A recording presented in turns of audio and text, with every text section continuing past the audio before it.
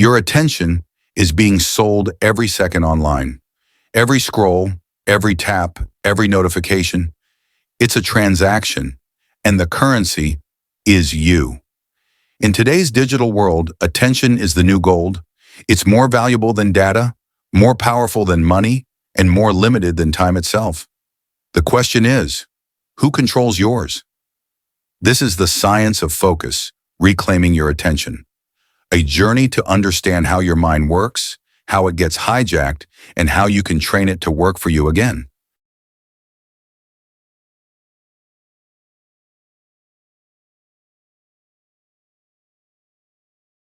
We live in the noisiest era in human history. The average person checks their phone over 150 times a day. We switch tasks about every 40 seconds, and our attention span has dropped to less than 8 seconds. But this isn't just about being distracted, it's about being designed to be distracted. Apps, ads, feeds, they're built on what neuroscientists call variable reward systems, the same ones that drive gambling addiction. You scroll, waiting for something to make you feel alive. A like, a message, a surprise. That little burst of dopamine that says, this might be worth your time. But dopamine isn't happiness, it's anticipation. And when it fires too often, your brain begins to crave stimulation over satisfaction. You get trapped in a loop, endlessly busy, yet strangely empty. This is the attention economy, and it's costing you your creativity, your peace, and sometimes your purpose.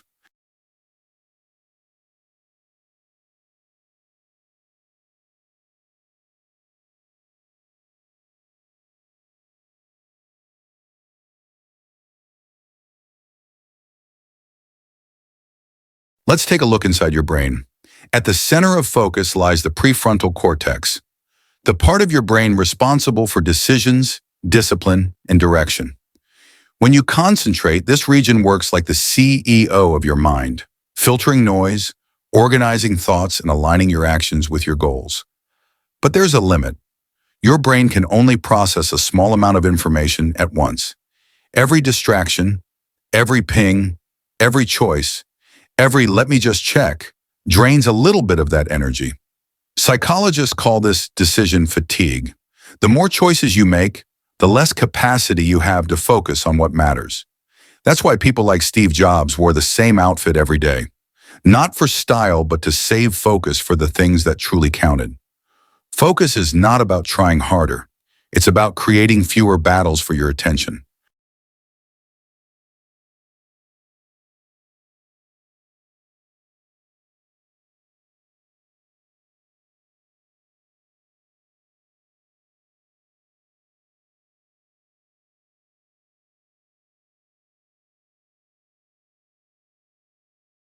Let's get practical. Focus can be trained, like a muscle.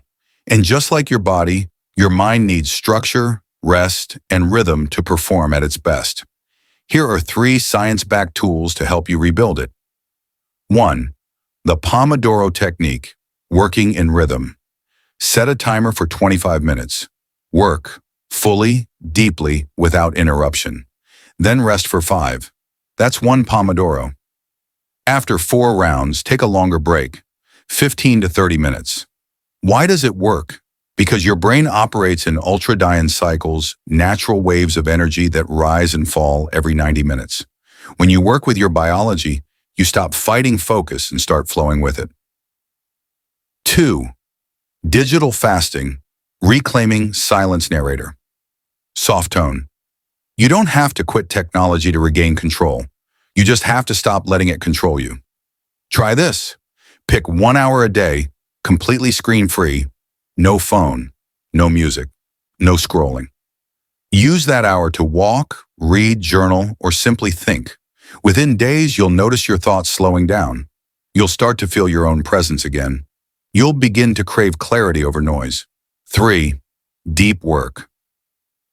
Going beyond surface thinking. Coined by author Cal Newport, deep work is the ability to focus without distraction on something that truly matters. Here's how to practice it. Block off a fixed time every day, even just 90 minutes. Eliminate distractions completely. Define one outcome before you start. It's not about doing more things. It's about doing fewer things better. When you enter deep work, time disappears. You stop chasing productivity and start creating meaning.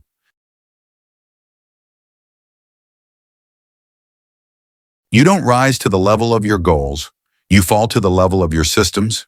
If your environment is full of distractions, no amount of motivation will save you. Let's fix that. 1. Control your space. Make your workspace a signal for focus. Remove visual clutter. Keep only the essentials. Use light, order, and simplicity to tell your brain. This is where clarity lives. Even small changes, a plant, a candle, a clean desk, can anchor your mind in peace. 2. Manage your energy, not just your time.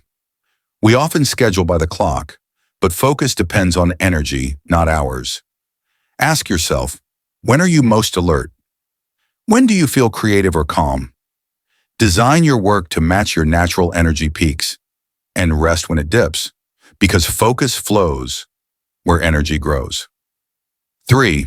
Rituals and micro-habits. Small routines train your brain for consistency. Maybe it's making tea before you study, or putting on instrumental music before you write. These tiny actions act as psychological triggers, a signal that it's time to go deep. Your ritual becomes your doorway into focus. Chapter 5. The Human Cost of Distraction. Narrator, somber tone. Distraction doesn't just make you unproductive. It makes you disconnected. When you can't stay focused, you can't stay present, not in your work, not in your relationships, not even with yourself. You lose the joy of depth, the satisfaction of mastery, the peace that comes from simply being here. We were not designed to live in fragments. Your attention was meant to build worlds, not scroll through them. In a world of chaos, focus is an act of healing.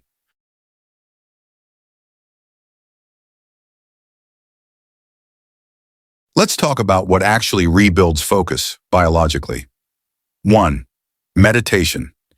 Just 10 minutes of mindfulness a day strengthens the brain's attention center, the anterior cingulate cortex. 2. Sleep. Sleep deprivation can reduce focus and memory by up to 40%. While you sleep, your brain literally cleans itself, removing toxins that block clear thinking. 3. Movement. Exercise boosts dopamine, serotonin, and oxygen flow, the holy trinity of sustained attention. 4. Nutrition. Your brain burns 20% of your body's energy.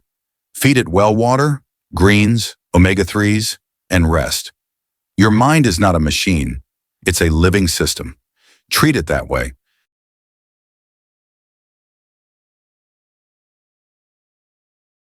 Technology isn't the villain. Disconnection is. You don't have to reject the modern world, you just have to rule your own. In an era of constant noise, clarity is rebellion. In a time of divided attention, depth is dominance. The future won't belong to those who scroll the fastest. It will belong to those who can stay present the longest. Students, professionals, creators, whatever your craft is, your greatest competitive edge is your ability to go deep while others skim the surface.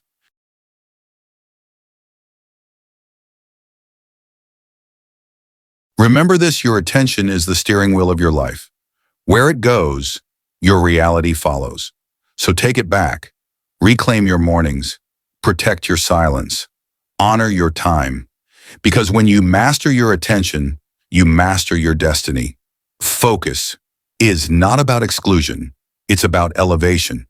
It's not about turning away from the world. It's about returning to yourself.